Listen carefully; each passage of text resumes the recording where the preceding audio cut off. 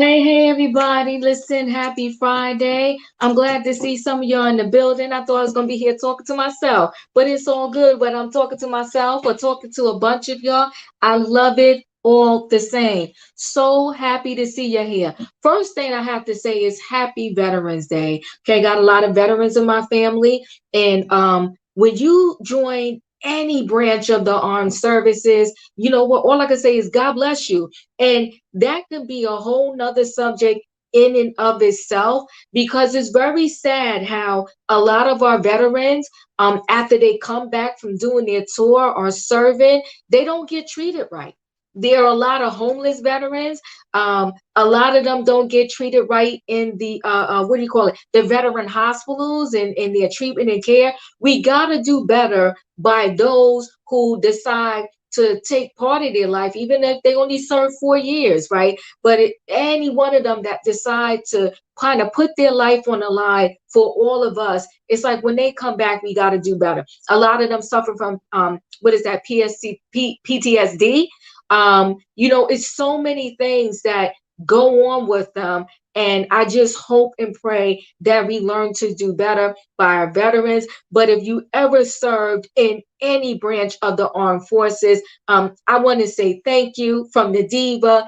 God bless you. And I pray that you're doing well and that all is going well with you. So cheers to our veterans out there who decide to, put their life on the line and serve so that we can live in a better world. So there it is, guys. Happy Veterans Day. So today's topics, right? Yes. So all the veterans, thank you for your service. Exactly. Yes. Isn't that, it's a wonderful thing there, like the veterans. Okay. So Friday night, listen, did any of you go see Wakanda yet? I didn't go, but I heard it was amazing.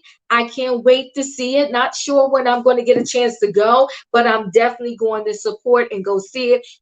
When I saw, I don't know what movie I went to see. Oh, I went to see that Woman King, right? Excuse me. And they showed the preview for Wakanda, and I almost cried in. I could be a crybaby with some movies, but it's going to be different. It's going to be different not seeing Chadwick Boseman in it, but you said it was amazing, Tracy. All right, Tracy, don't say no more. Say no more. Everybody's saying it was amazing. Oh my God, I saw it was amazing. Okay. Oh, Mel, you on your way. Listen, I'm jealous, y'all. For y'all that saw it already and that are on your way, I'm so jealous. Okay, Kimberly, you're going tomorrow. Good. I'm gonna have to figure out when I could squeeze it in. But I definitely want to go see it. But the Woman King, I loved it. But you know what? I love Viola Davis. Yeah, the Woman King was good. And you know what? So many people did not give that movie the opportunity and a chance. It was so sad. But if you get a chance, maybe it's probably not in theaters anymore, right? The Woman King, but if you get a chance to see it on any platform, even if you have to purchase it to stream it on your TV, when I'm telling you it was a good movie, it was a good movie. I could probably watch it over and over again. So guys, I'm going to see it next week, and no spoilers, please. Yes, no spoilers. All we can say is yes. Very good movie, right? All right. So today's conversation, I kind of couldn't squeeze all of my topics in my title. I may revamp the title, depends on how much of this conversation we get to, right? But colorism. We're going to have a little conversation about colorism. We're going to talk about Nick Cannon having baby number 12, 5 this year, 5 different mothers. And he's paying roughly $3 million a year in child support. Insanity. Now, listen, guys, of course, thank God he can pay it and that he's taking care of the children. But what happens when I don't want to say that, right? What happens if there comes a time where he can't pay that money? I mean, it's just insanity, right? Can I like you? Can I like you? I think I'm white, 54-year white British. Listen, Anita, I love you. I'm glad you're here. And you're 54, I'm 52. We could be twins, okay? We could be sisters. Yes. That is insanity, right? It's insanity. So Mel said Nick Cannon and Ayana needs to have a conversation. I don't even think, you know what I think, Mel? when it comes to Nick Cannon, does he want to have a conversation with anybody? What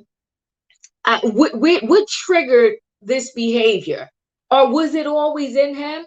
And, after he left Mariah, he just lost his mind and started, dropping his seed everywhere. I don't know, but I think it's insanity. And I don't care what nobody says. It's not just about the money. It's about you spending time and having time with your children, right? So we're going to get into that. And then we're also going to talk a little bit about Dave Chappelle. I want to say, right, being on Saturday Night Live, nobody wants to write jokes for him. Are they still mad about what happened a while back? I mean, what is with the world and forgiveness? Like, do we hold grudges for life? Are you going to make this man, like some others, right, that are going on right now, are we going to make him pay for life for what he did back when he did that, I want to say, the Netflix special? Are we done with Dave Chappelle? So you're not going to write for him? But there was a comedian standing outside the studio in New York and pretty much was like, well, if nobody wants to write for him, I will. So it kind of gives a great opportunity for a new person to slip in there, because if they what was I gonna say? Like, if they do some good jokes, they can propel their career like overnight. Why don't we hold these ladies' feet to the fire? They're allowing their bodies to be used and their children to be neglected. Manel and Poppin, let me tell you something. I am right. We're gonna get into it. I want to throw my topics out there first, but we're going to get into it. I can't wrap my mind around what is making these ladies, well, I may be using the wrong words, but you get what I'm saying. Like, why are these ladies so agreeable to be in this situation? It's mind-boggling to me. I don't understand it. I could never, ever in my life want money that bad. I don't get it. And listen, raising children is hard. Um, Raising children alone is even harder. And if you sign up on purpose to raise a child alone, I think you're absolutely out of your mind. That's just me. Now, if things happen and circumstances happen and you have to raise the kid on your own, okay, then hey, okay, you deal with it. But on purpose, you're signing up for this. And here's the other thing, outside of that, in my mind, unless somebody knows the other way, the only way you can get pregnant is by having unprotected sex. So you're cool knowing that your partner is clearly out in the streets having sex with other women. You're not afraid of an STD. You're not afraid of none of that. Like, you're cool. Like, I don't understand who on purpose signs up for that. And he has a photo shoot with every last one of them. I really look and I'm like, is this really happening? Is this true? Like, is he now addicted to having babies? I mean, is there a name for a baby addiction? I don't know. You said Chappelle is not recognizable, in my opinion. I have to look at him again. Dave Chappelle can write his own jokes. The current writers should watch out, because he could call in writers from his old TV show. That TV show was hilarious. Hey, Robin. Hey, Diva, how are you? I'm good. How are you? Happy Friday. Same to you. I just came into the other room, sat down at my computer. I was like, oh, Diva Live, let me get in there with her. So, well, I'm glad you came through the chat with me. Hello. So I guess, we'll start this conversation. The easier part of my conversation probably would be Nick Cannon, because we can just go in and out with this. Maybe he has a sex addiction. You can have a sex addiction and cover it up. And that's why I'm saying it's a baby addiction, right? You can have a sex addiction and use protection and not end up with all of these children. but you're literally, it's almost like he's making a mockery of it. He Mm-hmm. has a maternity photo shoot with all of them. The only one I didn't see a maternity photo shoot with is the one from the Price is Right, that Yeah. model. Because she's a little I was gonna older say in Mariah. comparison. Yeah, in comparison to his other baby mothers, she's a little older. She's in her 40s. So I didn't see a maternity photo shoot with her. But all the rest of them, it's like they do this maternity photo shoot. It's almost like they can't wait till he comes by their house and spends the moment with them. I mean, I don't get it. It just, it's insanity to me. What do you think about this, Robin? Are you there? I'm buffering again. Oh, okay. Can you hear me now? And I don't know if it's the weather because I can hear you right now. Okay, yeah, so are we. We having like that. The storm is here lightly. It's not real bad. Yeah, but what do you think about this? I think a lot of things about this. I think that um, Dr. Phil, when I used to watch, he would always ask, "What's the payoff?" And that's the question that Mm, you're asking. What is the payoff for both the women and for Nick Cannon? The women, to me, I get the impression that it's exposure of sorts on a public platform because mm-hmm, many of them are listed as models. mm-hmm, At least mm-hmm. maybe one or two of them have been on his Wild and Out show. Right? So I think that they like getting the public attention and they know that they're going to get it for that reason. I think that he has lost his mind. Yeah. I cannot I can't figure it out because I got to tell you I'm extremely judgmental and I have come to accept that about myself. Right. When Nick Cannon had his show, it was cute. I liked it. I say the little, "Hey Nick, I enjoyed the show." Yes. After after the baby Zen died, and then he went on and announced the next baby, and then he made such light of fatherhood. I could Mm-hmm. not watch the show anymore. And even in this discussion, when you were talking about the women, I have to tell you, I cringed enough till I crossed, I closed my legs tighter because just the idea, Yeah.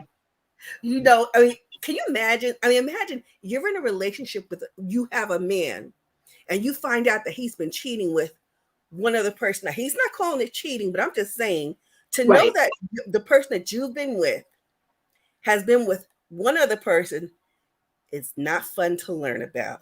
But Yep. when that number keeps ticking up and another one and another one and another one, I don't get it.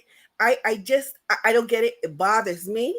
I know for a fact that I don't believe that money is the motivator because remember the woman who was complaining about needing a night nurse. Well, she was complaining about the nighttime, and people said, "Well, baby, you need to get Nick to hire you a night nurse."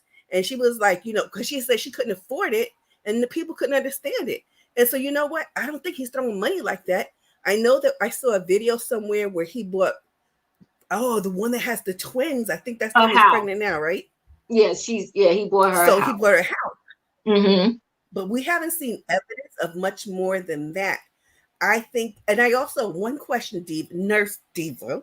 Mm-hmm. There was public speculation that Nick Cannon was having all these children because he was hoping that they could provide something, some portion of their body for to help cure his lupus.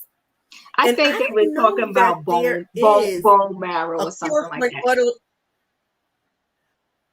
And you know what the problem with that is? I had worked for the blood center for a while. So what I Mm-hmm. do know about bone marrow donation in life, it typically is not even going to come from your family. 9 times out of 10, or is it 8 times out of 10, your exact match, you won't even it will not be familial.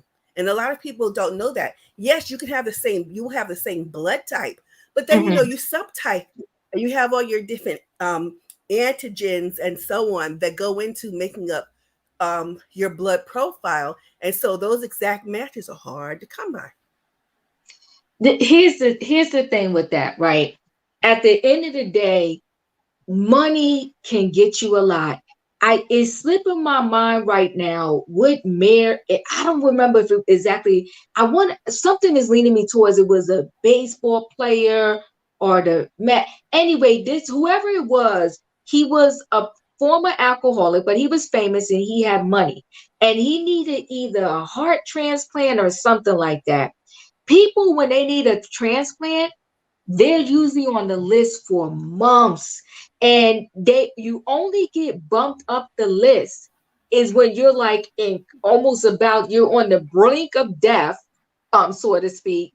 And then if a heart or whatever you need comes through, then you're at the top, and if it's a match you will get it.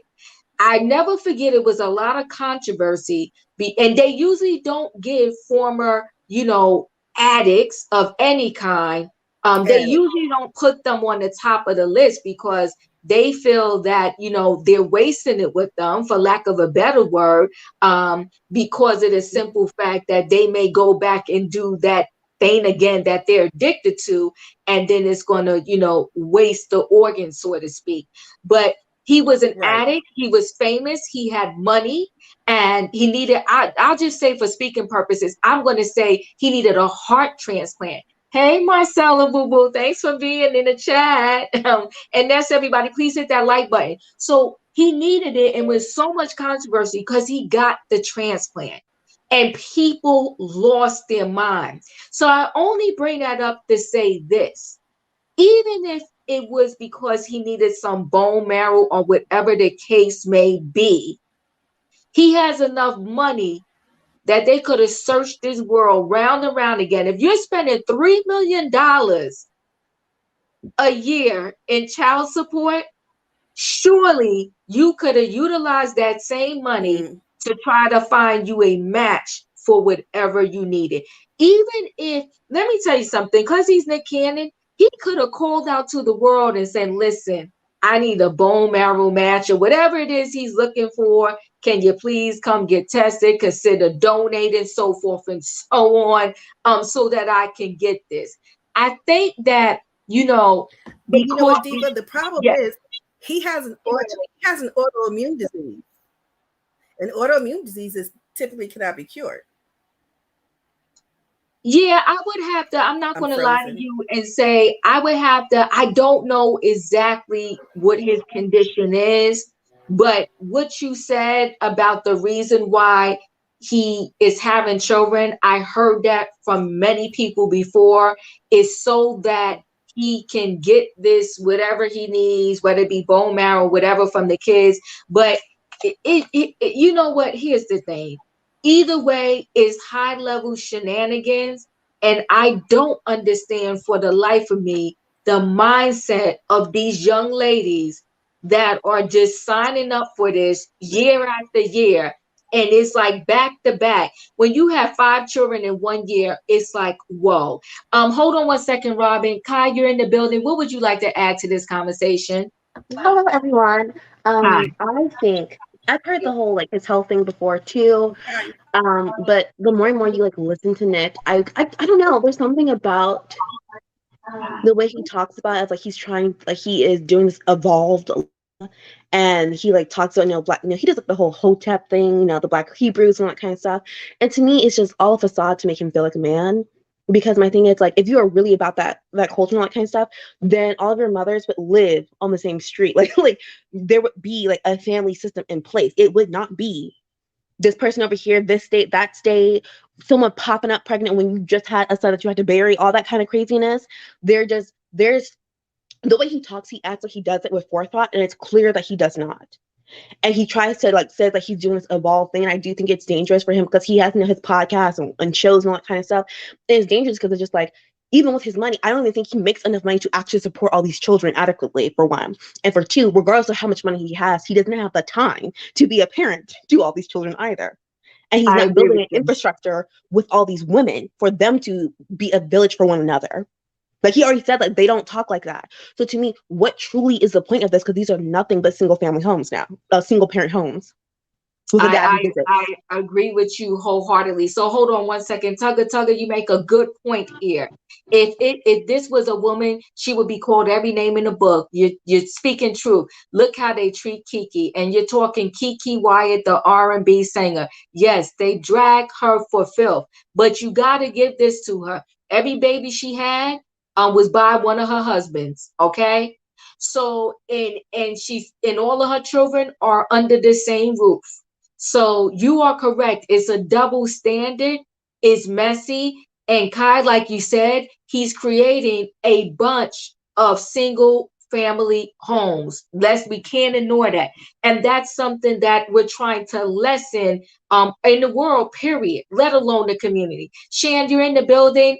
Before I come to you, Manila Poppin, you was here. What would you like to add to this conversation? I really just logged in because I can't wait to see what you are going to speak about regarding colorism. But Okay. I've already stated what I stated about Nick Cannon. Yes, I hold him accountable. However, I hold the mothers more because mommy's baby, papa's maybe is what the old saying is. And if Mm-hmm. these women are using their bodies as if it's just some type of an incubator, who's the fault? I mean, unless he's sexually doing things to them that they are not um accepting, that's one Mm-hmm. thing, and it doesn't look to be that type of situation. I don't know if this is a money grab or if this is just a one-time chance to get in the media so that maybe they can get their chance at fame. I don't know what it is, but both him and the mothers are doing their children a disservice, and it's really, really sad to see. It's disappointing.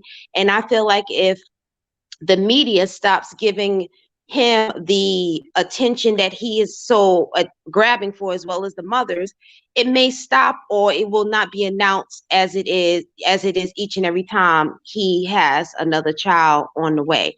I think the media plays into this a lot, and I feel like he's an attention whore, and these women that he's getting with are one and the same. Yeah. God Favors Me 76. Yeah, he's wilding out. Like his title, his show, he's wilding out for sure. Okay. Shan, you're in the building. What would you like to add in this conversation regarding Nick Cannon? Hey Diva, thank you for Hey, having me again. I'm no so glad I problem. caught alive tonight. I'm But glad you I caught it think too. he took it literally when the Bible said be fruitful and multiply. Like Okay. he's just doing too much. It's just too much. And I agree with the caller who just said like you kind of put a lot of responsibility on the woman too, because it's like, why? I Mm-hmm. think he has a contract. This is my own theory, allegedly. I don't know, obviously. But I think he has like some kind of sort of contract. He's paying them like, I want to have as much babies as possible. Who want to sign up? It gotta be.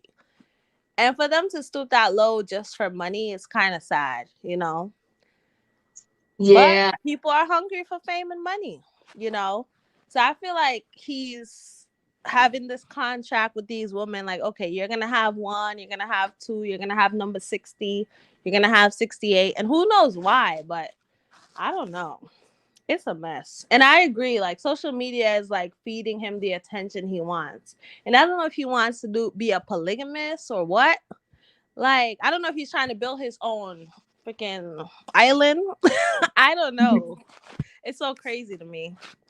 It's insane. I've never seen anything like it, especially with the females just known, right? But I will say this: when his talk show, was in production, I actually went to the talk show, and when you meet this man in person, it is not the person that you're seeing out here having all these babies, right? And for 2.2 seconds, he was claiming that he was being celibate, and then the next thing you know, the second he said he was celibate, the next thing you know, I heard about him having another baby. I mean, he was very spiritual at the show I went to live. If I didn't hear about all of these stories about all of these babies, I promise you, I wouldn't think the Nick Cannon I saw at the Nick Cannon show and the person that we see that's having all these babies recklessly with all of these different women was the same person. It's sad to watch, And it's crazy to me how it's acceptable, like it's nothing. But then let me add to that. And that's what helps make a mockery of our community, right? You have this man Yes. out there purpose, on purpose, just having all of these babies with all of these ladies and then doing these photo shoots. I mean, it's just, it's, it's insanity to me.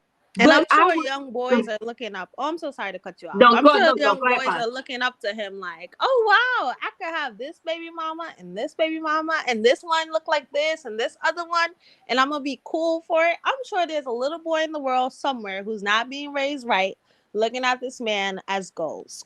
You know how Mhm. Instagram is. I do. And It's here, giving very much sister. wait, yes, it is. Yes, it is. But the other thing too that's really sad, all the brothers and sisters that are not going to know their own siblings because these ladies don't even get along. But I think the main part of of them not getting along, I think they're all trying to one up each other.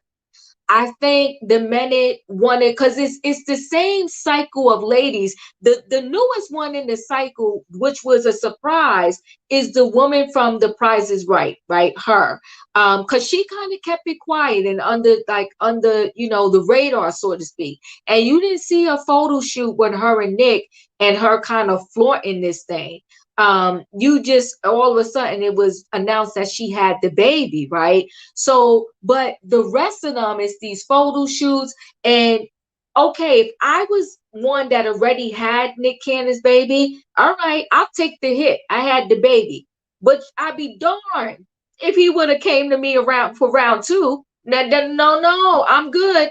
I'm good. I got this one. Your other ladies, they want to have another one for you. God bless them. Good luck and oh well. But I'm not gonna bump my head up against the wall again and have another baby by you. So you're not here. So I gotta explain to my kid why they only see daddy once a month or something like that. Like it's insane. It's insane. And his money, I know he don't have like Beyonce money, the Kardashian money. His money will eventually run out at some point. He has to take care of all these kids until they're 18, and the mothers of his child. Like, does he even have anything Well, going on? I'm sure he's rich, but I'm just like, that's a lot of kids, and 3 million a year. That is crazy to me. It's insane. So that's Nick Cannon. God bless all the children out there. Hopefully there's a mother. See, Mariah, the twins with Mariah, they're always going to be good. Okay. Mariah's a gazillionaire. But the other ones, I don't think they remotely have any money like that. And unfortunately, if his money runs out, so will their lifestyle. And so I just wish them the best. And I wish that one of those mothers decide to rise up and say, you know what? Let all of us get together and let all of the kids meet their siblings. I'm not saying they gotta be. I feel like they just need to meet their siblings. And with that being said, we'll move on for Nick Cannon. We're praying for him. We're praying for the kids. Yes, amen. And we're going to pray for the young ladies because when you find yourself, it's one thing to find yourself in a relationship. And like you said, Robin, to find out that your man is cheating. It's another thing to straight up know it and to think to yourself that you can't do better, have better, want better, and not want to be with somebody who is literally running up in you, risking your health for real, okay, and then going to be with somebody else. It's just insane to me. But unless somebody has something else to say, we're going to move on to the next topic. All right. So we'll move on to the next. Maybe the contract includes him setting the kids up in a business and Nick getting 10% like Chris Jenner. I don't even know if he has time for all that. He it's just you, and there's only 24 hours in a day, and you got to sleep, right? So just imagine you got 12 children, and when they're from birth to I'm at least say 5, the amount of colds they get, like how they just get sick so often. Imagine all the texts from these different baby mothers. It's crazy to me. But we'll carry on. And then all the birthdays he got to make it to, and the this and the that. It's just insane. He's stressing himself out to no end. Hey, And everybody. I'm sure they all live in different states, places. Like, You are absolutely correct. So this is the conversation we want to have, which is, it's a rough conversation, but we'll have it. And this conversation, well, you know what? Before I get into that, let's quickly talk about Dave Chappelle. Then we'll end with our colorism conversation. So Dave Chappelle, listen, I don't know a person in this world that hasn't made a mistake. Not a one, right? And my thing is, if we're not forgiven for our mistakes, we will all probably be in a corner somewhere so depressed and messed up in the head that it's not even funny. So, and my thing is, at what point do we forgive somebody and say, okay, you know what? Let's move on. So they're going crazy right now. People talking about he's supposed to be on SNL, Saturday Night Live. People are talking about, well, we're not writing for him, we're boycotting, we're this, we're that. I think it's insane. Okay, Robin, what do you think about this? Well, I wrote it in the chat. You mess around, these people can be out of a job. Dave Chappelle himself had a very successful television show.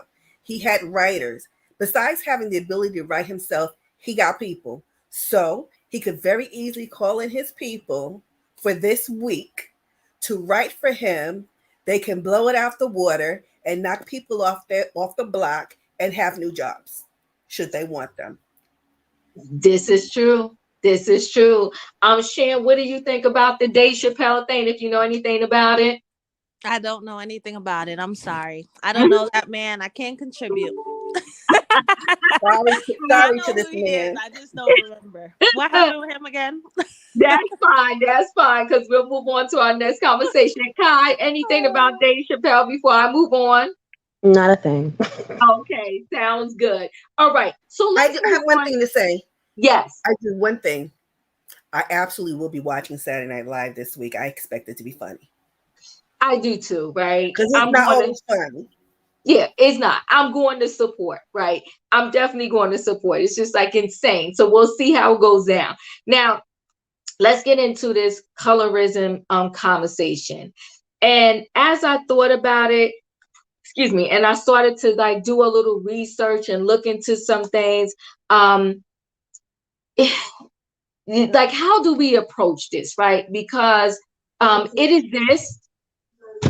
this on a really high level, and it happens a little bit. Sometimes it's a little bit like right under our nose. I don't know if y'all remember the show, what was it? My Wife and Kids. My Wife Yes. and Kids was a sitcom where I want to say, was it two girls or one daughter? And It was is it two girls and one boy. Yeah, two two girls, girls, one boy. 2 girls and one boy, right? Mm-hmm. And do you remember how I think it was the character Claire?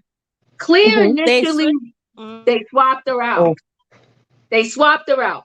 Claire initially was a darker skinned actress, and then all of a sudden the next season, Claire was different. She lightened up, right?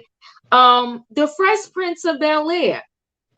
First Auntie Viv was dark skinned, and I know there was issues, but you can still find another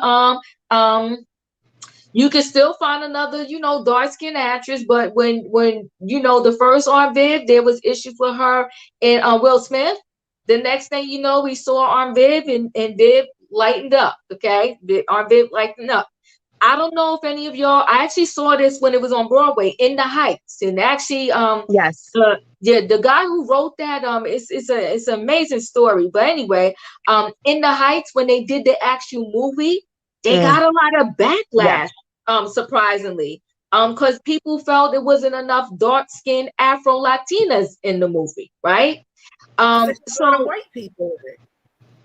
Right. So it's a lot of it's a lot. The first that was one of my favorite shows. The first Claire was dark skin. Yes, she was. And then we blinked our eyes and it was a different Claire, right?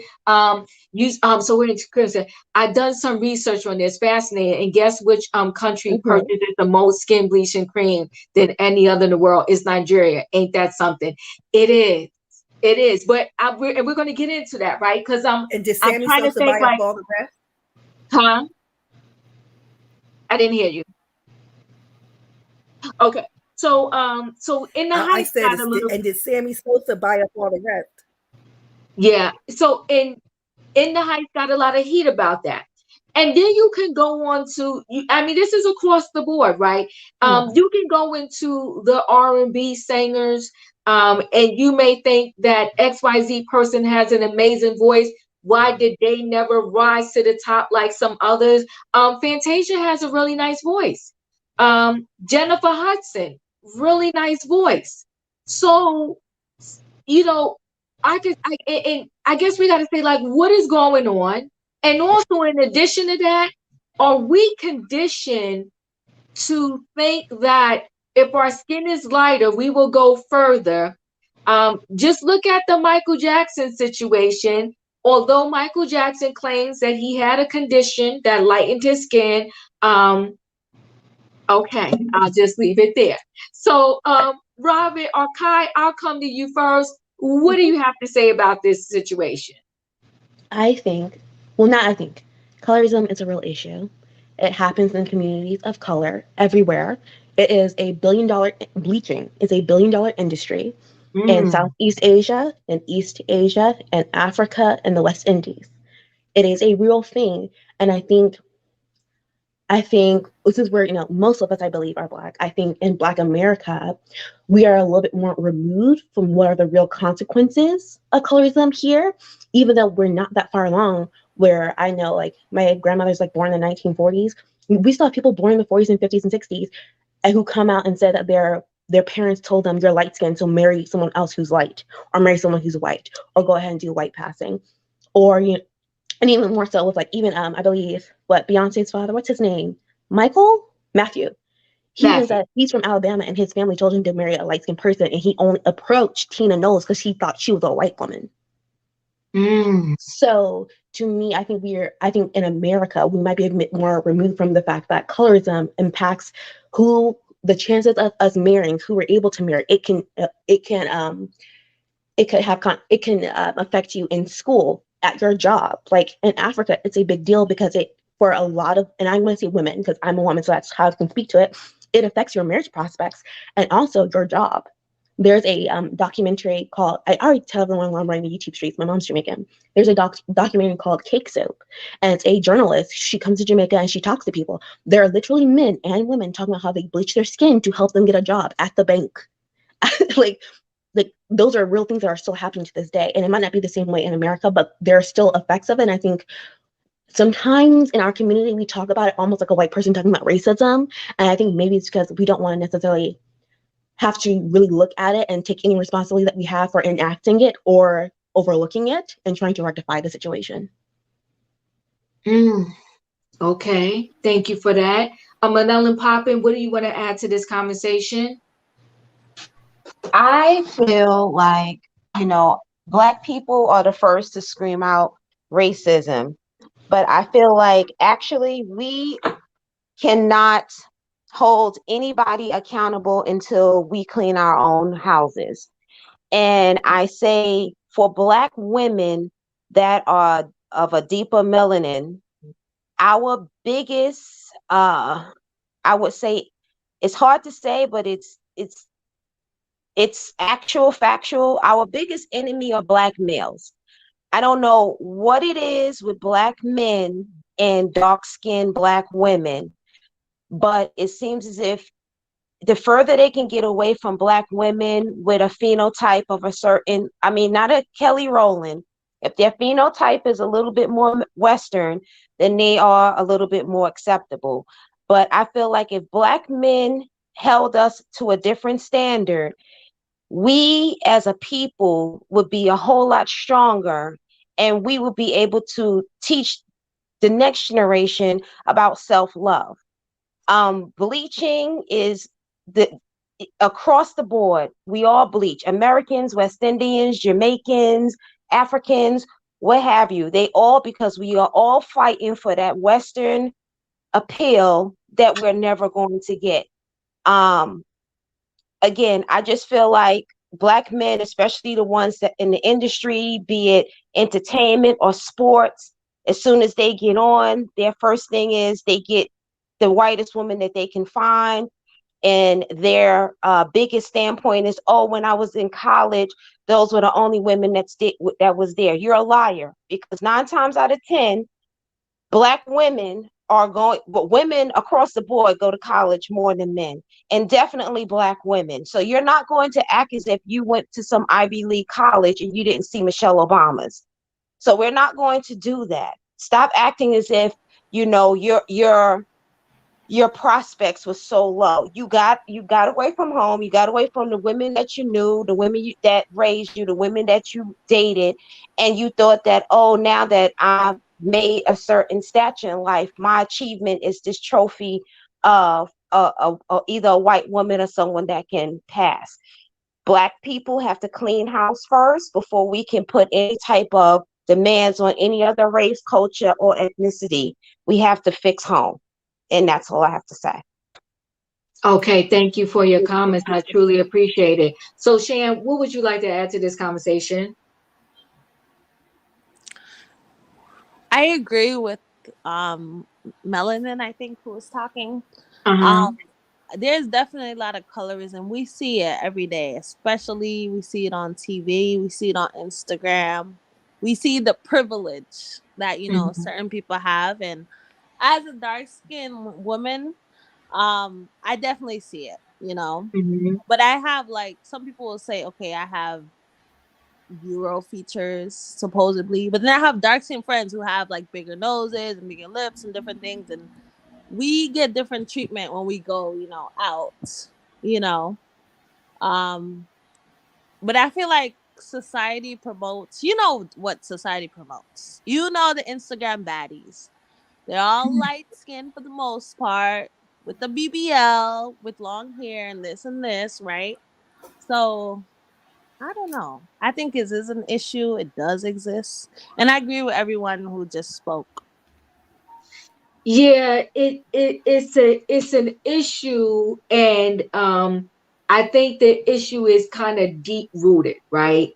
Mm-hmm. And I do, yeah. Somebody said the pretty privilege is usually reserved for light skinned people. Society promotes this stuff, so society does promote this stuff, right?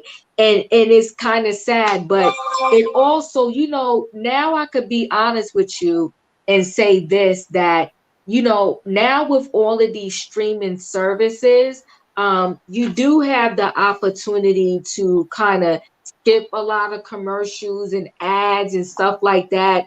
But when I was growing up, and cable TV wasn't even that heavy, and definitely there wasn't no streaming services and all of that. You had no, you a lot of stuff was fed to you, force fed. I'm gonna use that word, right? Force fed, and you couldn't get away with it. But I think that has translated over to social media, and everybody being able to post, and everybody being able to use I guess apps to kind of alter what they look like.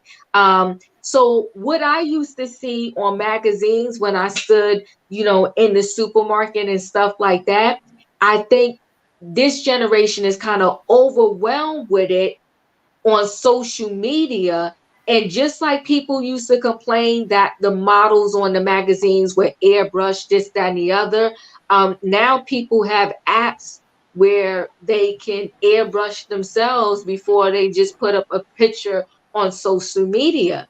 So it's been ingrained in us, I think, that a certain type means beauty, and it takes a lot to convince someone otherwise. that, but that is not the standard of beauty when you constantly see just one image, and that's the image that is said beautiful. That's the image that everybody goes for. That's the image that everybody likes. And I want to go tag on to Manel and Poppin for a minute.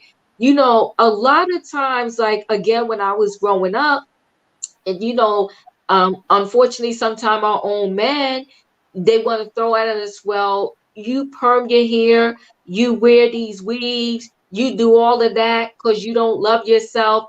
It's just a whole big mess. I don't know if y'all remember that song. What is her darn name? And I loved her. And somebody said the new fetish is Latina. I loved her. What is her name? Darn it. She was part You of the say I am not Fugees. my hair. Oh no, I'm not my he. I love that song too. Okay. But I'm talking about the girl from, what's the name, from the Fugees, and she was like Oh, Lord. Lauryn Hill. There's a song that Lauryn Hill sings, and yes, your Fifi, you're talking about I'm not my he is NDRE. I think Yeah, Lauryn Hill sings this song, it's about long weaves and your nails and your this and your that. It's almost like no matter what you do when you're a black girl of a certain color, like it's tagged to you doing these things because you don't love yourself. So it's just so much, right? It's like, and then I have one of my cousins. I should have, I'm gonna show you. Maybe I'll post a picture to my community page when I find a picture of me and her, so I could show you that I growing up, I was with her all the time, and just when you're kids, you don't think that, I don't care what your cousins look like, you don't see each other as different, right? But there's people in the world that will start to say things that will make you realize that there's a difference. So my cousin is extremely light, right? But we was like bosom buddies. But when we would be out in the streets, people would say things, and those things that they said is when I started to personally realize, like, oh, there's a difference. Yeah, people are awful. They're disgusting, right? So they would call me Coco, and they would call her like Buttercup or something like that. It was crazy. It was crazy. So people throw these little names out there, and it starts to separate us. And it's like, why? And they say things like light bright, and it's just messy. And I don't know when and how. Yes, thank you, Brick City. That thing, right? That is the song by Lauryn Hill. Yes. I should have wrote down the lyrics, right? But it's messy how it says, I was told I wouldn't be pretty if I was dark skinned. Yeah, it's little stuff like that that people say, right? It's just crazy. And it's And like, go ahead. I'm sorry. And No, Diva, when no, you you're were okay. You're speaking, okay. I think that you and I are basically the same age, and both born and raised in New York. Yes. But back in the days, in the 70s and the 80s, a lot of our actresses and models was of a darker complexion. Mm-hmm. Even now, when you have this whole phenomenon of social media, is where you're more seeing of these ways they can contort their faces and the airbrushing and all of this, run into Dominican Republic to body enhance themselves to look like a man-made version of a woman like the Kardashians, whereas back in the days, in the 70s and the 80s, when we had hips and thighs, we were called fat. Yeah. I think that if we, a lot of things, again, I think it falls on the patriarchy of the Black man. If little Mm-hmm. Black boys had dads and uncles and older cousins that didn't shame dark-skinned women or didn't alienate dark-skinned women and show love towards all hues, it would change the whole scope of things. But because they constantly see first, if a male is in the household, they see this, I don't care who the mother is or who the grandmother is, they always see this air quotes preference.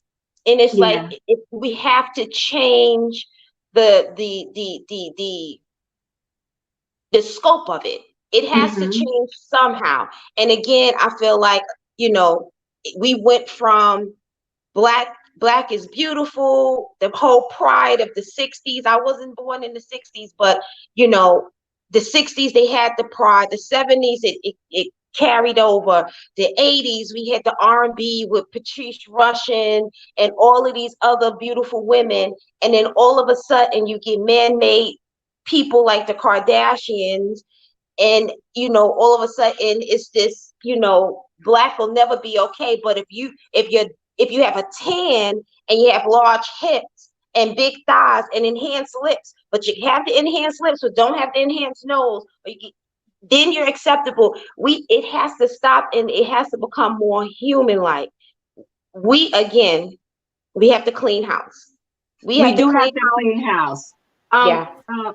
Thank you so much for this. Yes, this is a song that I was talking about. Yeah. It's silly when girls sell their souls because it's because it's in look at where you've been be and here we's like Europeans, fake nails done by Koreans come again. Yes, that's the song we're talking about. Now let me tell you, I think this thing, colorism is definitely not a new concept. This has been happening since the beginning of slavery, if not before. Margie, I do agree, right? Because let's be clear. And I have nothing against no sorority, no nothing. We're just having a conversation. But typically in sororities, right, and probably in fraternities too, you have one sorority where typically most of them are of lighter skin. Then you have another sorority where typically they're of a darker complexion. So again, it's like we're always having this separation of the people, right?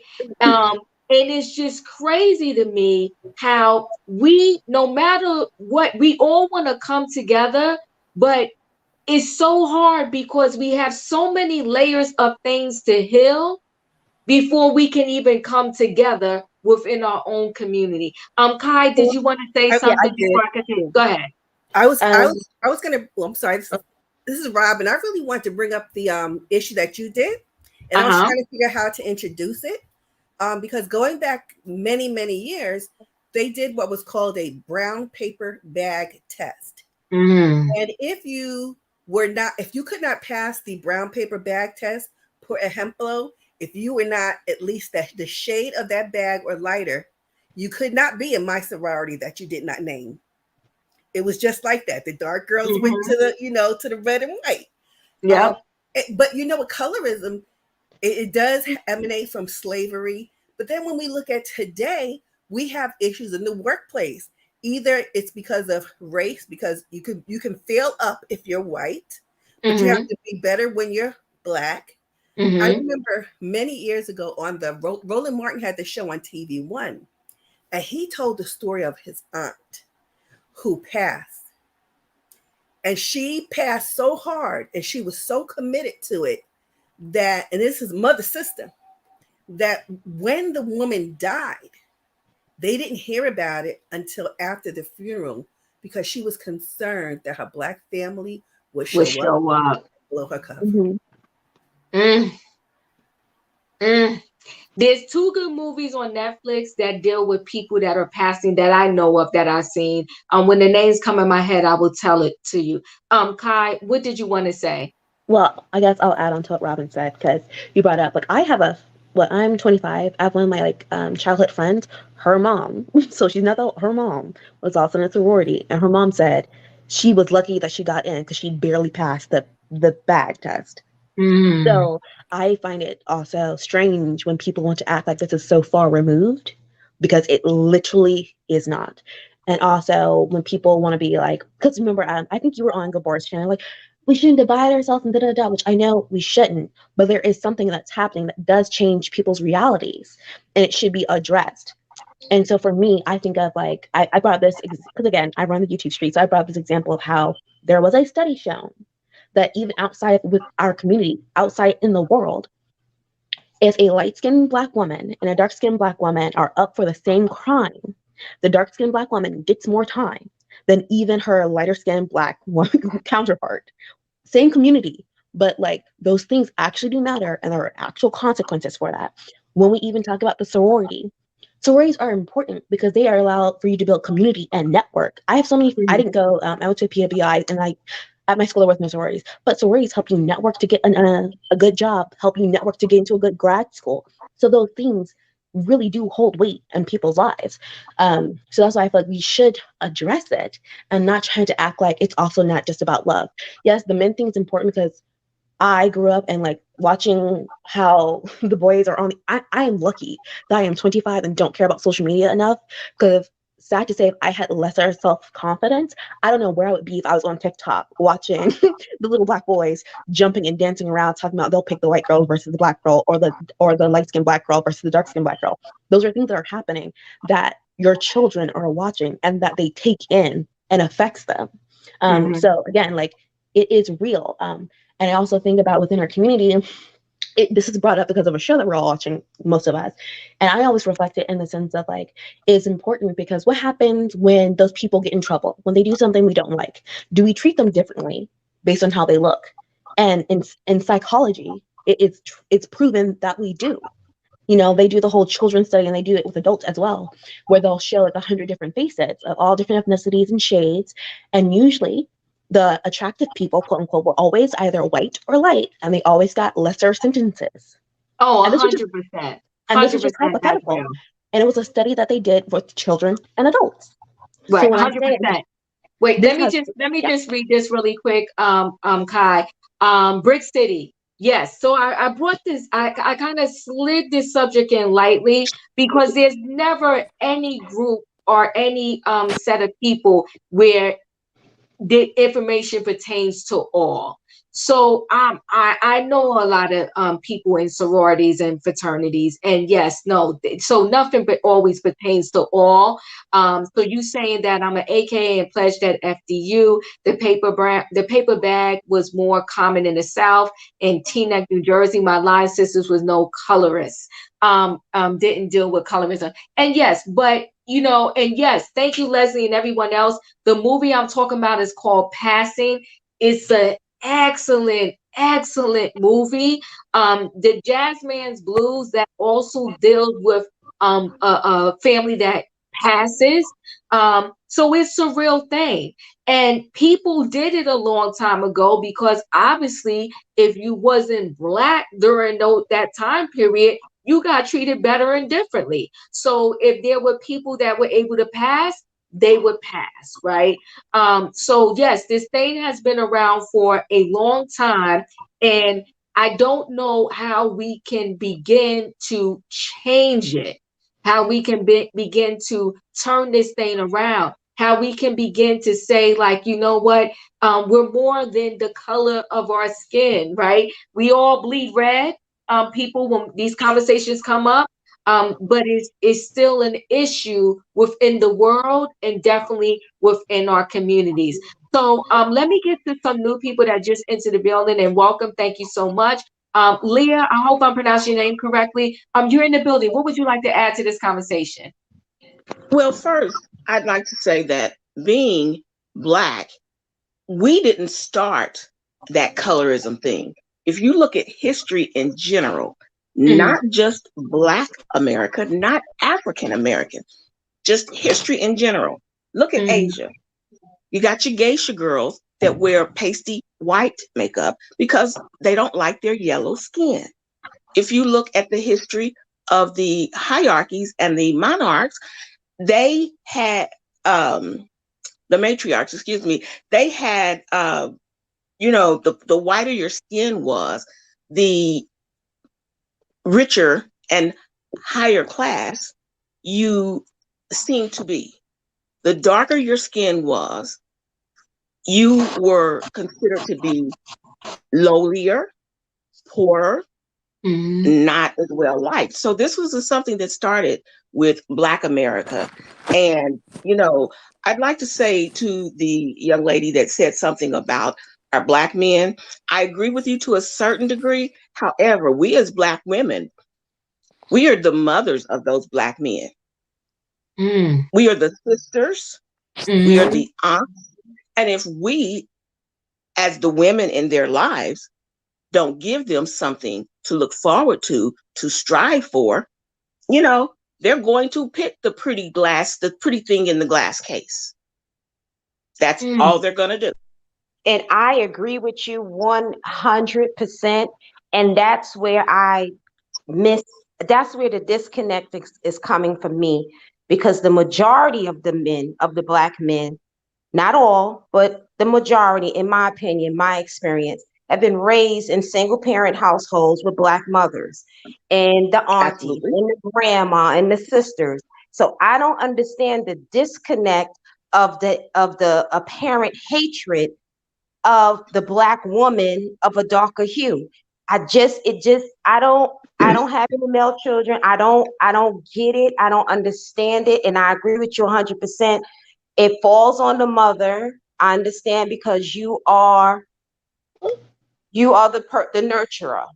But if you're giving him everything, he's seeing you working 2 and 3 jobs. He's seeing you do all that you could possibly do. Does he loathe his Black mother because he sees her working to death and he doesn't like that? Or it's the psyche. I don't understand the psyche. And then, yeah, I'm sorry.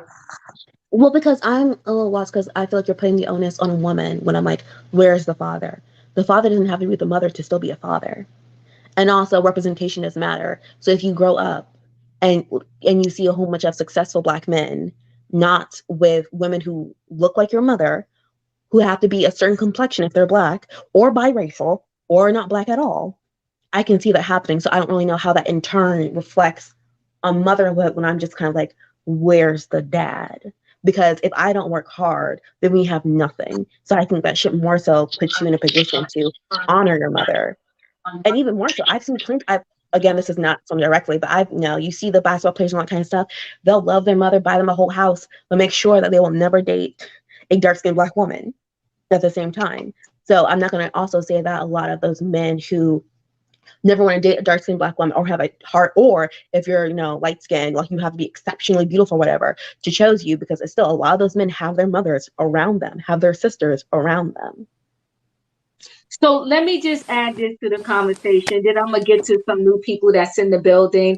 I'm gonna say this, that we, not even just in terms of colorism, just period. You can do your best phenomenal job raising your children, and they turn out how they turn out, right? They love who they love. And that sometimes, most of the time, I'm saying, it really has nothing to do with how you raise them. A lot of children, they will follow their peers, okay? Even if that's not what you happen to like.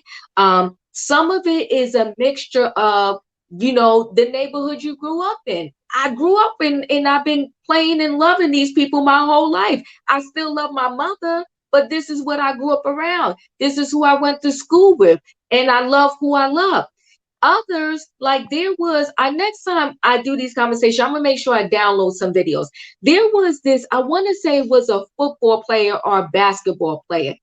Clearly they had a video. They was at dinner with friends and family or whatever, and they was like, I can't wait to have these light-skinned babies. So it's like, where did that come from? Like, where it's almost like, if you are lighter complexion, that means the world to some people. And it's like, that's what they strive for. I've known some men that they're still attracted. They're very much attracted to their brown sister and their darker colored sister. But because they want to have a child that looks a certain way, that's who they get with, a person that they can have a child with that will look a certain way. But then they want to kind of still do the side eye, keep their side eye on the darker colored chick, and they want to do stuff with you. And it's like, no, get out of here. You made your choice, now stick with it, right? Passing was very dangerous thing to do for people. Yes, it was. And if they were found out, they would probably be, yes, they would, but they were willing to risk it. They was willing to risk it because clearly you got better treatment and lived a better lifestyle if you was able to pass. Give me 1 second. I got new people in the building. I just want to bring them in. G-Mom Forbes, thank you so much for becoming a subscriber. I truly, a member. I truly appreciate it. Thank you so much. Yes, sad mindset. So, Andrea, you're one of my faves. You're in the building. What would you like to add to this conversation? Well, I don't know. This is maybe a little deep or whatever, but I'm thinking, maybe we're a little too close to this. And what I mean is, it's what, 2020? And what would y'all say? Would y'all say it finally was acceptable for, like, and you started seeing like OJ Simpson and Nicole get married in the 80s? Is that right? When you really started seeing interracial at that level. So is it maybe that it's just kind of a trendy thing? Because you think of all the thousands of years that races, and I don't care if they're Armenian or, I'm half Dutch from the Netherlands or Asian or whatever. Do you think we're just maybe at this period of time where, more people are traveling, the internet, where it's just a time of all the races coming together more, and maybe it's something bigger than just within your community is what I'm saying. Can I respond to that? I don't think so. Okay, and yes, who wanted to respond? Oh, I did. Go ahead. Robin and Melanin. Okay. So Robin's thing, I don't know that I don't know that it's about travel necessarily. One of the things that I took note of back when I graduated from college, and I revisited my PUI, that the kids they mixed differently. When I was there just a few years before, we were definitely separated out by race. What I came to observe is that they now became people were more separated out by social status and wealth. So that's the difference. And so some of it is, where you live. And a lot of it now is really about your status, your financial status, your social status. You tend to get with the people you're around. So if you're I remember my brother, he told me, I never thought about this till just now. He excused Cuba Gooding Jr. for marrying a white woman. And when he said it, he was like, that makes sense. Look where he lives. He's probably just around white people. I think that the proximity has a lot to do with it as well. The acceptance is in your social groups, in my opinion. All right. Yeah. Okay. So go ahead, Kai. I feel like this is conflating two different things. Interracial relationships and colorism are different things. And if we want to talk about interracial relationships, we can, which is why when we brought up colorism, I was trying to talk about other things other than just dating. Even more so, though, if we do want to talk about interracial dating, Black men were the first men to fight to fight for the right to date, to marry outside of their race, regardless. So I think those are two separate things. Yes, we travel and all that kind of stuff, but regardless, there are people who are in India who have no plans on leaving India, and they are still selling them bleaching cream. Same thing in East Asia, same thing in Malaysia and Indonesia. People who have no chance or not going to be traveling or all that kind of stuff, or who are poor and who will save the last couple of dollars to buy bleaching cream because it can afford them a better life. And I think that's where the conversation should mostly hold to. So that's why I bring up examples like if we're talking about say you did something illegal, if we are in the same community for Black women, a light-skinned woman would get a lesser sentence. To me, that's an example of me talking about colorism and how there are nuances in it. As the light-skinned woman, you still go through your things. We are still Black. And if we were up against a white woman, she might not even get any years at all. But if it's just between the two of us, we will both get time. But me being the brown or darker skinned one would get more than you. And so that's where I feel like we should, mostly talk about this conversation in the sense that, as I said, in Nigeria, again, as someone said, Nigeria is $1 billion industry for bleaching. In Nigeria, also, it's very important for you to marry within your tribe. So there are women who are bleaching who are not thinking about marrying a white person or whoever else, want a Black Nigerian man from their tribe who speaks their language, and they think bleaching will help them get that person. If we're, again, talking about colorism and not talking about interracial relationships or engagements. Okay. H Fisher, you said I look blurry. I don't seem blurry to myself. Maybe go out and come back in, and hopefully I won't be blurry. Chef Cat, you're in the building. Welcome into the building. What would you like to add to this conversation? Chef Cat, can you hear? Can everyone else still hear me? Yeah, he looks Yes. like he's on mute. Yes. Okay, He's so muted. Chef He's Cat muted. is kind of like, I guess you can't hear me. You got to take yourself off of mute if you can hear me. There's Can you hear me? another. Yes, I can hear you now. I'm sorry. Okay, so the situation, just from a black man's standpoint, is taught. I learned from my fellow schoolmates, workers. I mean, you have what you have. Some people just like what they like. Okay, but a lot of times it's taught. Okay, I've heard the comments. You know, yeah, she's fine, but she's too dark. Mm, I've heard that being around family members or whoever, being a younger man back in the days around older guys, or when you're younger and hanging around older guys, you hear these things. You know, she's fine and she likes skin too. She get them bedroom eyes. You know, so what happens is, as young people, we try to impress our the people we follow, the people we consider, our mentors. We mm-hmm, try to impress them, and a lot of times, what that causes is that you hear it and you see it, and then also the treatment behind it. You know, I remember going to the store back in the '70s with my light skinned friend and seeing people. I had my own family member do this one time where they paid for that person's stuff and even paid for mine. You know what I mean? mm, How do you mm-hmm, think that made me feel? Like, hold up, you my family member, and you paid for this person because they're mixed or they're lighter skin, but you had me spend my money that my mama gave me and had them keep their money. So when you see that, what happens is we start to think, okay, like I said, just like hate is taught, these things are taught. It may mm, not be somebody sitting down telling you, but you listen. Like you said, Tia, what they say as I do, not do.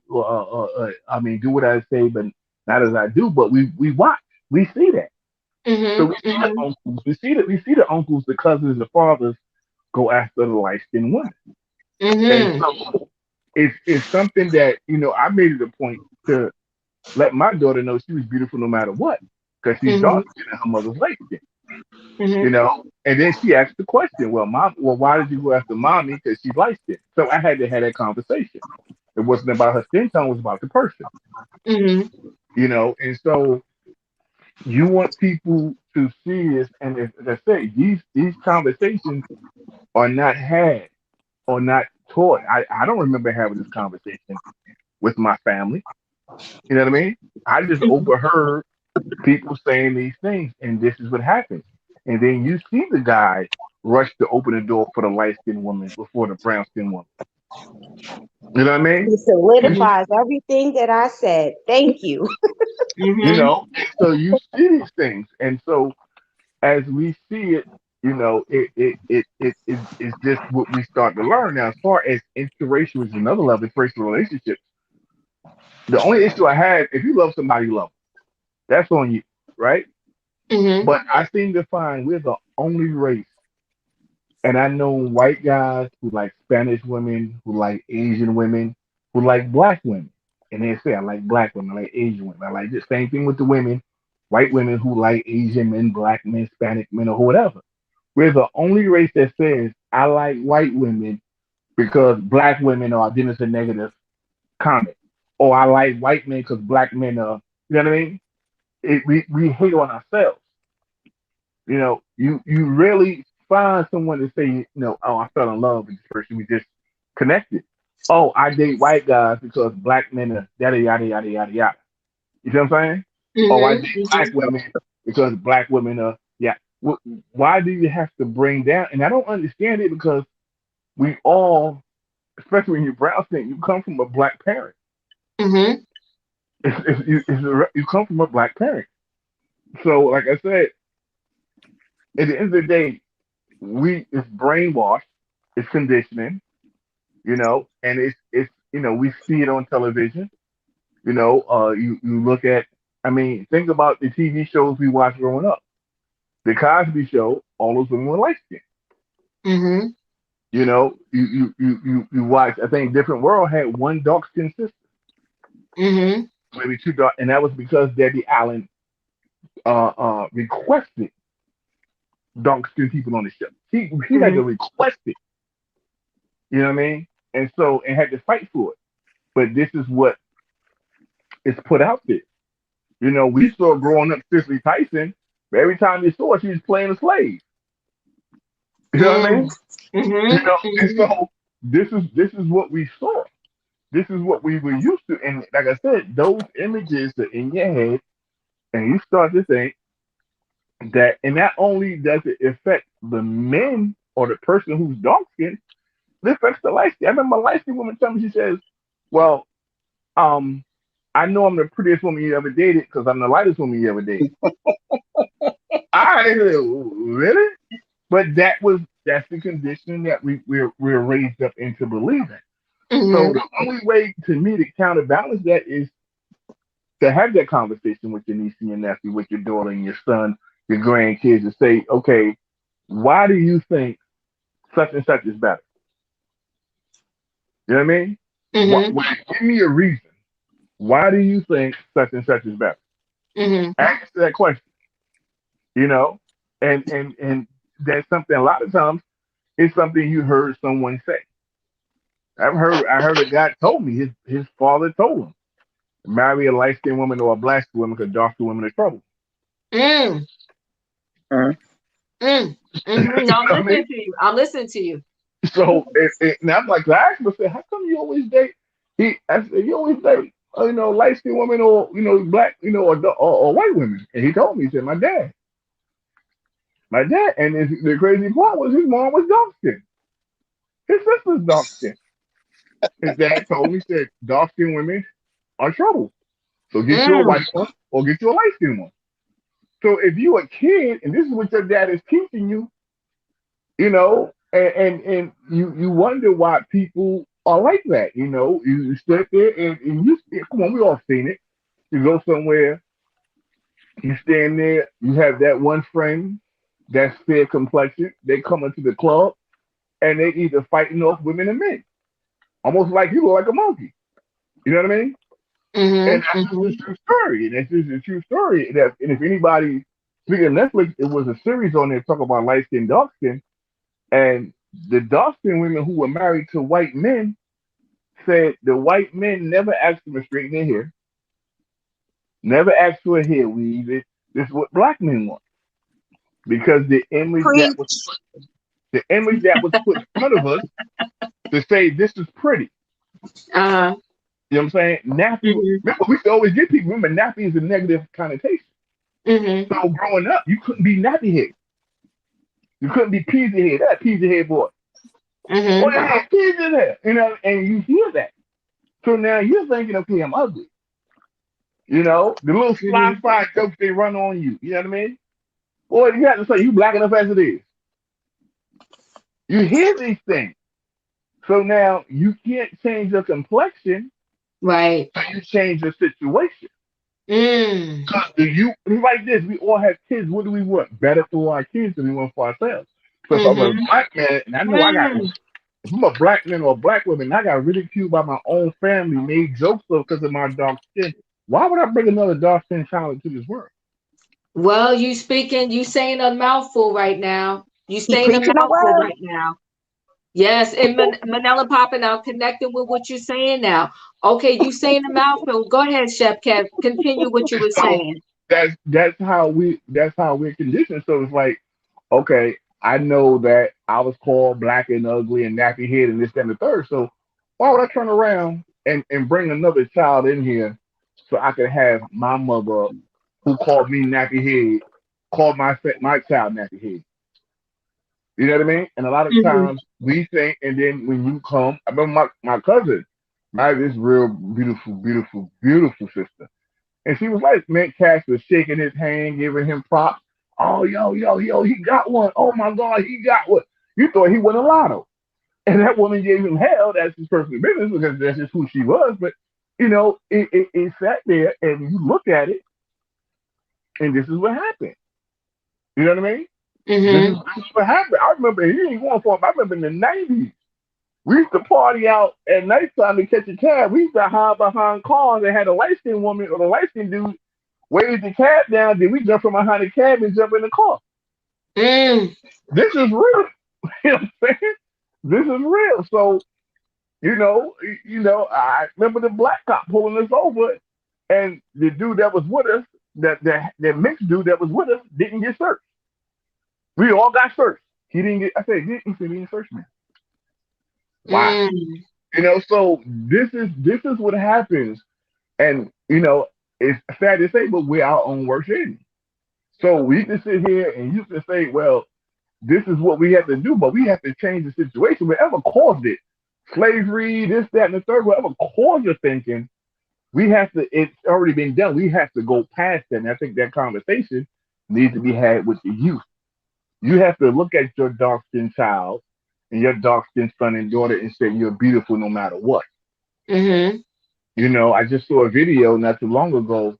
It's a woman, and it was actually a TikTok video. She said, "This is my youngest client," and it was a young, like, girl in a chair. She was fighting getting her hair done. She had braids put in her hair. She could have been no more than 2, 3 years old. Mm. So you're telling her you're not pretty because you got short hair. So I'm gonna drag you to this beauty salon, hold you in the chair because she's kicking and screaming. And so now that image in her makes her believe, okay, if I wear my hair natural the way God made me, I'm not pretty. So what makes you think she'd want to marry another nappy head man Mm. if she was raised like that? What You, makes you, I you mean, said you saying a lot, Chef Kev. Hold on 1 second. Let me just let Candy into the building. Don't go anywhere. Great conversation. Candy, you're in the building. What would you like to add to this conversation? I just basically, sorry, would like to say that I think a lot of these mixed race women or lighter skin or white women, when they are being gassed up by these black men who put them on a pedestal by putting down black women, I think they don't understand that they're really dealing with the lowest hanging fruit of black men. You know what I'm saying? And 9 times out of 10, these black men, because they don't have self confidence in themselves, they're going to end up dogging them out and treating them like they would treat a black woman. You know what I'm saying? Mm-hmm. And so I think it's so superficial what they're basing their love and their admiration on, something that is as deep as their skin tone, and doesn't go any further than that. And so you have a relationship based on some kind of weird fetish, and then they end up getting dogged out just as worse as if they were a black woman themselves. You think about how many black men who have like screwed over these quote unquote exotic, these white biracial women, thinking that they were going to be treated so much better because they were light skinned, and it doesn't end up that way. Because I think about Giselle, I think about Robin, I think they probably thought that, okay, I'm light skinned, I'm pretty, I'm going to get a man who's going to treat me like a queen because of the way I look, and Mm-hmm. they still get dogged out. can I Because say to something real me, no quick? matter Hold who on, you, Chef. if you're dealing with a man who doesn't love himself, he's not going to love you. No matter what, no matter how beautiful you are, he's going to treat you like he treats himself. So if he thinks of himself as garbage, he's going to probably treat you like garbage. True, and let me just throw this out there, because my family is a mixed bag. Okay, you got caramel, you got butter, pecan, you got vanilla, you got a whole lot of everything. And I don't think because I don't want to miss this with the woman, right? I don't. It's not them themselves that think so highly of themselves. Is that the people put them up on this pedestal and raise them up as being better. But a lot of them, they get reverse hate because I seen my cousin go through it. It's just a mess all around. So it's just messy all the way around. Because my cousin used to feel the need, to take up for me all the time. And I was like, girl, it's okay. Like we was thick as thieves, but there was clearly a difference about the way we got treated. And I clearly got in some places because of her. And if I wasn't with her, I wouldn't get in. But Candy, I'm gonna come back to you. Smoke, you're in the building. What would you like to say? I mean, I definitely agree. You know what everyone's talking about the colorism issue, and even adding another dynamic that in the LGBT community, especially for the guys, I feel like it's much worse. Speaking from my experience, because on the one hand, I'm not light enough for the guys who are dark skinned, like who are in my own community who are black or brown.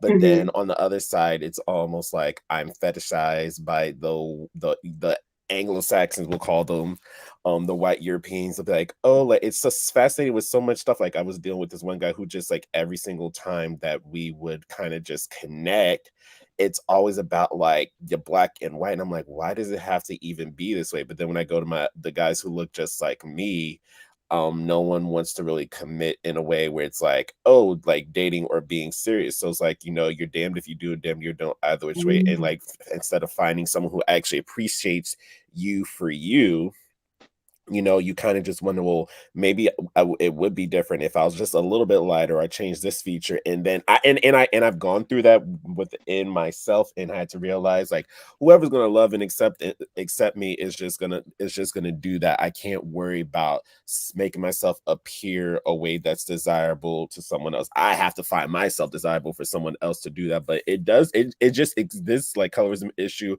exists across the board, whether you're straight, gay, bi, pansexual, lesbian, all that stuff. Like it's just embedded in the DNA of humanity. And it's like we really have to kind of just be secure with ourselves first, and not listen to the white noise of that, and be doing all these things that are like distorting ourselves to just make it seem like, oh, I got a man, or whatnot. Yeah, it's a lot, right? Yeah, right. It's a lot, and I'm glad you came up and shared that, Smoke. Chef Kev, I'll roll back to you for a minute because you wanted to say something. What did you want to add? I was responding to what the sister was talking about, and somewhat it's first of all, women who get dogged out by men, they're dogs. So it don't matter what color you are, don't matter. You know what I'm saying? Mm-hmm. And some women, it was like, yeah, I've heard women say, I'd rather get dogged out by a millionaire than a broke dude, whatever. A dog is a dog. Okay. But Mm-hmm. I remember working with this white sister. She's real cool, and she was married to a black man. She did. I said, what made you date black men? And she said, truth be told, I date all races, but she said, for some reason, black men treat me better than any race. Mm-hmm. And I thought that was real eye opening, because she was stacked like a sister. She had a big butt. You know what I mean? But Mm-hmm. she said, and she was a bigger girl, but she said, you know, for whatever reason, white men she didn't appeal to them, maybe because of her size, because she was a bigger woman. But she said, she never once growing up thought about black men until she went to college. Mm-hmm. You know what I mean? And she grew up in a trailer park, that whole nine, and she went to college. She said black guys hit on her all the time. And she said, they just treated me better than anyone. And Mm-hmm. so, but she had, she didn't know why, whatever, because her black girlfriends would say, you get treated so well. I wish I got treated like you. And it's something you really have to ask, because, you know, we hear the things about black, oh, they got too much mouth. They got this, they got that, they got that. Is is it really, what I mean? It takes, how can I put it? It's a certain, I'm addicted to black women. I just put that out there. Okay, I Mm-hmm. just what it is. It's a drug with me. It's a drug with me. Yeah, I ain't gonna lie. You know what I mean? I like the attitude. I like the, what I mean? I just like, it's just what it is. And so But you have to me, you have these black men. I've seen it who treat these white women so well, or Mm-hmm. treat these light skinned women so well. And what happens is because they've been treated like that, now it becomes the expectation. You feel me? Now becomes the expectation. So now their head is in the cloud. So it's the point of is like, well, ask that man, why do you treat this person better? Like not Mm-hmm. asking the person being treated better, but Mm-hmm. you ask the person why are you treating this person better? Like the brother just talked about. If he's dating a guy who's dark skinned, why are you're not treating him as well as a white skin do? You know what I mean? Like that's the question that we're really not asking that someone needs to answer. What in your head, okay? And I'm gonna go back to what I do as a profession. I'm a chef. People eat with their eyes. At some point, the food got to go in your mouth, right? I'm Mm-hmm. sure that people look at the plate and go, "Ooh!" Now you got to eat the food. You look at the woman, you go, "Ooh!" Now what does she have? You know what I mean? What does this person have that makes you treat them better than somebody else? You know what Can I I mean? jump Mm-hmm. in here? Even Yeah, Serena. hold on, Chef Cab. Leah, yes, you wanted to jump in. What did you want to say? Okay.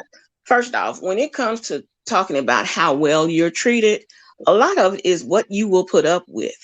Number Mm-hmm. two, I wanted to go back to what Chef Kev said about getting your hair pressed and things of that nature, and the little girl in the, at the beauty shop. I know for myself, in my family, like you said, Diva, there's a mix. You got them from the lightest of lights to the darkest of Mm-hmm. darks. Mm-hmm. We never made a difference. And even when one of our aunts or uncles or our mother or father threw out, get your little black ass in here, or get your little high yellow tail in here, whatever it was, Yeah, yeah. we all knew that we were equally loved. Mm-hmm. However, when it comes to the hair, it had nothing to do with my hair being prettier.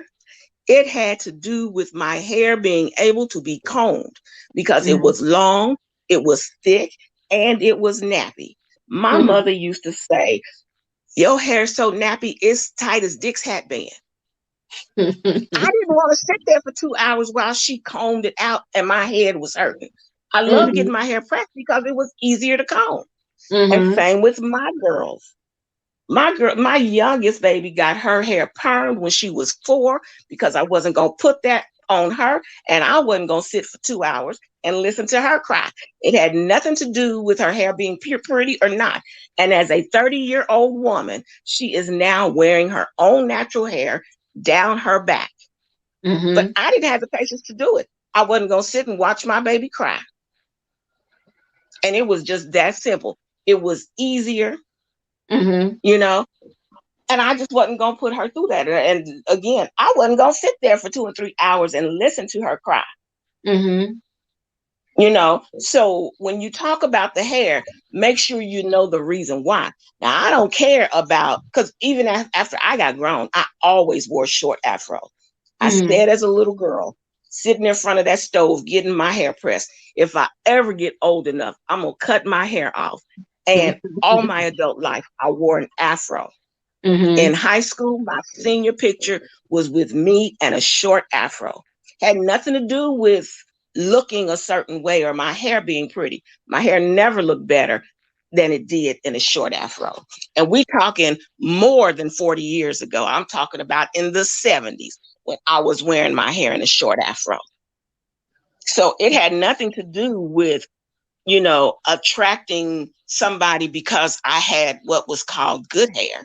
Mm-hmm. Because again, it was so nappy, my mother would say, your hair is tighter than Dick's hat band. So I think too, we as people, I don't care what color, I don't care what race, creed, whatever, you got to be happy with yourself. Mm-hmm. Plain and simple. And like Smoke was saying, I was never really light skinned enough to be, to pass the paper bag test, but I wasn't dark enough either for certain things. But because the and it's not that I didn't see it, so please don't misunderstand me. But I would like to think I did this with my children too. I put enough love and taught enough self-confidence so that they could get in anywhere, so they could do anything. And the thing I would tell my children, you need to learn so you can go anywhere from the crack house to the White House. Don't let your skin tone stop you, and if there is a barrier, you let it be your own barrier. And I'm sorry, but I seen it, and we can go on record for saying we know the best of every story and we know the worst of every story. True. Very But, true. come on. At some point, we can talk about everybody, but at some point, we got to take responsibility for our own actions. Yes. Right. So the thing is, I think I'll let you in, Kai, 1 second. And in 10 minutes, y'all got to close out and pick up the kid. I'm his Uber. But I will say this: when it comes to our hair, a lot of it's a mixed bag of things that it has to do with, right? Because I always got my hair braided on a certain day so it could last the whole week. If we had a wash day, a braid day, so it could last the whole week, because my mother didn't have time to be combing nobody's hair every day. So it's a mixture of that too. When it comes to our hairstyles, it's like you got to get up and go. And I have 2 sisters, 1 brother, and ain't nobody had time for all that. Okay. And then once you got your hair braided for the week, you better keep your hair tied up. Okay, because she wasn't playing that either. Like, you're gonna wake up and your hair's all messed up. It needs to last until the next Saturday or maybe even 2 weeks. It depends, right? Absolutely. Until you can Absolutely. get that hair done again, right? But So with the Diva, timing thing, yes. I'm sorry. What you're saying, 100%, because we're all around the same age, you yourself and this lady who's speaking. Mm-hmm. Our mothers did our hair, right? I had the thick, long hair also. I had a totally different texture of my mother. My mother's hair was a looser texture. My father was Jamaican. My mother was Southern. The whole spectrum of the color, light skinned family members, dark skinned family members.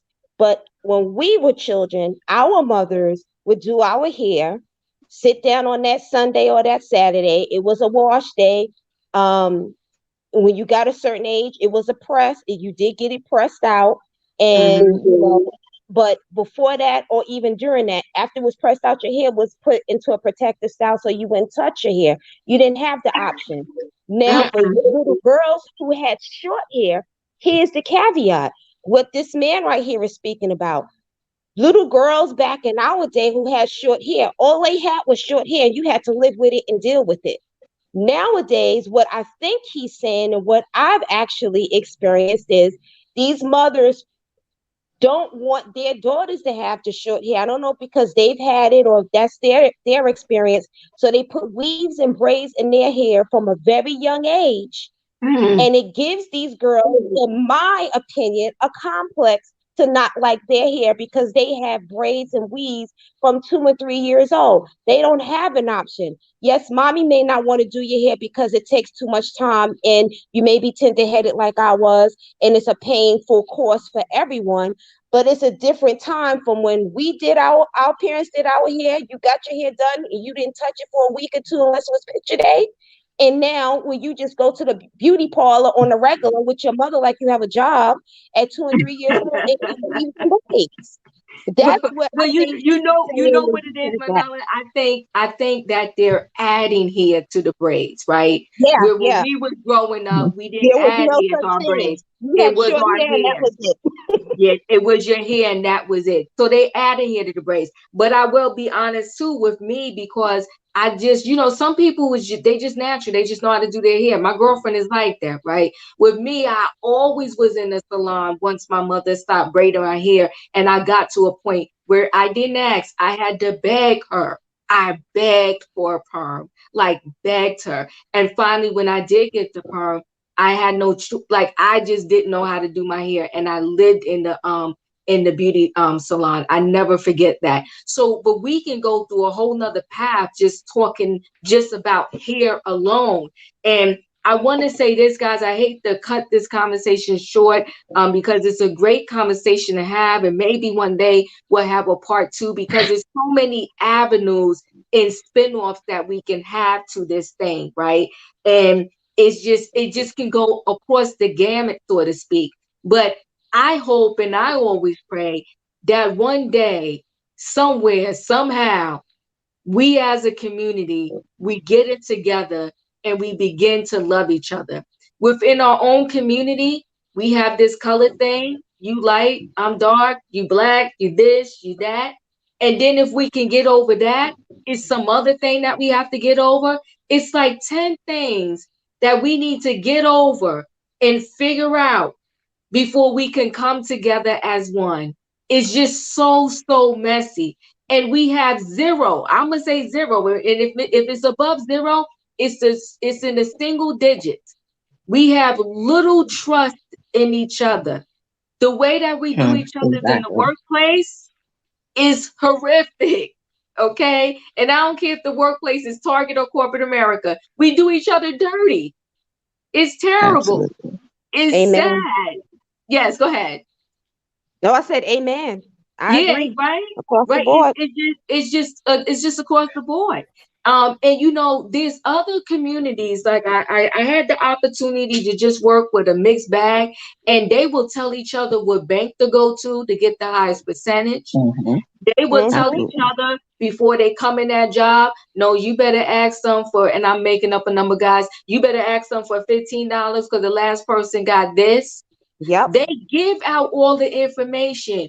We won't even tell our own brother and sister Mm-hmm. nothing to help them out. Crabs It's in the Right. barrel. crabs in the That's barrel. exactly what I was thinking. It Can I was say big. something Yes, you can. Yes, really quickly. Yes. real quick? And Yes. I'm a what's called we call it the school of hard knocks. What I Wait, do, say that again because I didn't hear you. Say it again.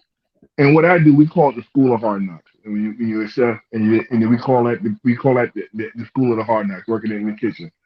Okay. And as you learn, some people go to curry schools, some people didn't. All the stuff I learned, I'd say 90% of the stuff I learned was from white chefs. Mm, Black chefs Mm-hmm. would sit there and watch you make something wrong and won't say nothing. And I mm, never understood it. I never under I it drove me crazy because I started out in majority of the places I worked with predominantly black. And when I would go into the white kitchens, it was all you had to do was say, I didn't know how to do that, and he would just show you. That's all you had to It's say. like that in every If you arena. if you didn't know, with the black kids, you say, oh, no, they would clown you. Oh, you know how to do Mm-hmm. that? Mm-hmm. And it almost you didn't want to say something, and then you would sit there, and then it was like you said, like crabs in the barrel, like they would sit there, and I never understood it. But I went to a kitchen that was full of white people, they would just show you. They would Mm-hmm. just show you, and I Yeah. didn't understand that. Absolutely. And Diva, can I just I'll add something because I know you guys talked about Nick Cannon earlier, and I just had a thought. Is yes. it possible? Does anyone know? Did something happen to him as a kid? Because he's, to me at least, and this is me talking from experience, he's acting in a way where something happened and he's been trying to fill that void, and him trying to fill that void is him like entering these relationships with this woman. And it's basically like he's trying to be the father that maybe his father wasn't to him. So that I guess he feels like he's trying to correct something. He's trying to correct something from his own childhood by being like, well, I'll do it differently, but it's just out of control where he hasn't dealt with the trauma of if he was something happened to him as a child, and also the absence of his father. I'm not sure if his father's absent, but I'm just kind of just trying to put the two together, be like, it's not something's there that he has not disclosed. That's the reason why he's acting the way he's acting. I could answer that question. I saw his interview. It was his near death experience with the lupus he had when he was in the Mm-hmm. hospital, and he said that because his father's a pastor. He actually grew up with his father. His father was very in his life. But when he was at Howard, he was studying. He was in the hospital, and they couldn't say like this how long you gonna live. And his thing was that affected him. So you look at it how you will look at it, but he said that affected him. The fact that he actually talked about it on the talk show too another time, where he Mm-hmm. said that experience really affected him. So I guess he thought he gonna populate the earth. But then at the same time, he's leaving all these unfathered children. And if he, let's say if he does go tomorrow, then what? What was it for? Exactly. Exactly. Well, Yeah. no one said his idea was smart. No one said his plan was smart. You know what I'm saying? I ain't saying what he said was smart. I just said this is why he did it. You know what I mean? I didn't say it was a Yeah, no, smart idea. I get that.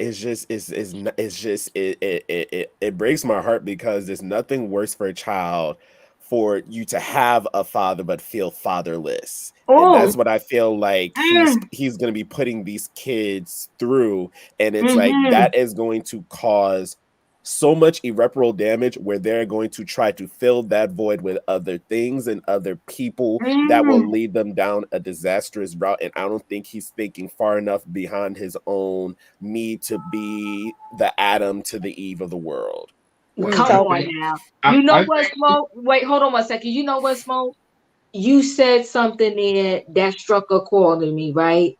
There's nothing worse than having a father and feeling like you still don't have one.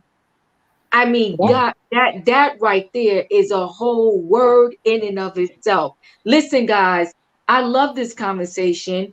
We can go further and further with this conversation, but maybe tomorrow we're going to have a part 2 because I got to go pick up the kid. I can't have him out on the side of the road On the waiting corner for me. again. He will be texting me. Okay, I gotta be a good mother over here. And I want to thank each and every one of you for coming through for this conversation, because it needs to be had. And I really, really hope. And listen, you know what? We all gotta look in the mirror. Sometimes we think, something is so big to tackle. But if we at the very least in our own little world help our own little circle of friends and do what we can in the area, in the place that we are in, you know what? You help somebody. If you help one person, you at least started to do your part. And that's what I do in my life, right? The people that are around me, I encourage. I'm good to them. And like you talked about, Chef Cab, anywhere I work, I give you everything I got. And my thing is, there's sometimes people I mentor, they're like, I want to be just like you. And I always say to them, I hope you're better than me. Yep. I hope you rise way above me. And that's why I'm giving you everything I got. So when I look back and come back, you can say, oh my God, everything you did for me, I'm better. A short story really quickly. I was a preceptor when I worked in the hospital as a nurse. Preceptor, all it is the nursing way of saying you're training a person, right? And the person that trained me, that was my preceptor that trained me how to do IVs. Because let me tell you something, you can't learn how to take care of no patient in the school. Okay, you just getting your paperwork to be a nurse in the school. But the person who trained me to be a nurse when I actually went on a nursing floor, and we're still friends to this day, she allowed me to follow her until I knew how to do the IVs perfectly. Yes, Sid said, go get my baby. I'm going to get him, Sid, right? She allowed me to follow her until I could do that IV with my eyes closed, okay? And I'm talking about on babies. Doing an IV on adult, I could do it lickety split. A baby is a whole nother thing, but she allowed me to follow her.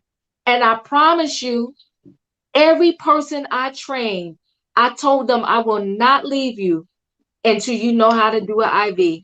And one of my girls that I precepted, she came to me and she said, girl, just like I used to call you all the time when couldn't get an IV in somebody, she said, now in the ER, they all come from me. All I can say is amen, thank you, Jesus, and that's all I want to do in my life, right? And that's all we need to do. Be the best that you can be wherever you're at, and you have done a lot. I love you guys. I gotta go. I'll see you tomorrow. Don't know what the topic is going to be tomorrow, but I will be here. All right. Have a good weekend if I don't see you. Bye, everybody. You too. Bye, Good night. Drive everyone. safely. Bye-bye.